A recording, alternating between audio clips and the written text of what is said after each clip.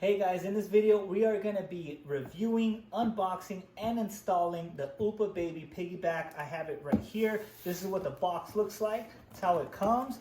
And this is it right here. The cool thing is that you can actually kick it up like so you don't have to use it. It's for kids approximately 2 years old, 3 years old, even 4 years old, depending on how heavy they are, because it does hold up to 55 pounds. So let's get this open so you guys can check it out. And then, like I said, we're gonna be installing it so you guys can see it. Okay, so not too many moving parts inside. We have the bag.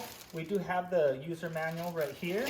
And then this is what it actually looks like right here. I do like that wood grain, and it does have the skateboard grip right here. That way your kids are not falling off of this and their feet's just gonna hang right on there. And then if we flip it over, it kind of looks like rollerblade wheels, and they do turn 360. That way it makes it nice and easy to maneuver. We do have the Uppababy, the branding right here. We have PiggyBack right here.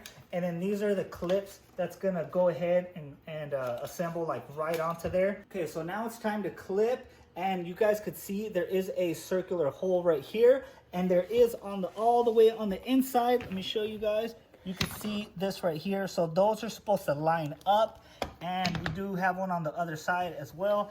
And you guys, it's the first couple times you put it on, it's a little bit tough because the plastic is nice and tough, and it's kind of like you haven't put it on. So it is going to be tough your first time, but what you want to do is you want to push both of these all the way towards the front. It's going to make it easier to put on. And like I said, it is kind of tough, but once you go in here, this is going to clip all the way on the inside like so, and then you just have to push all the way in, and that's how it's in. And of course you're going to do the same thing all the way on the other side. Okay, just like that. You guys heard the snap, and it's on there all the way up like that. So we're going to bring it down like so.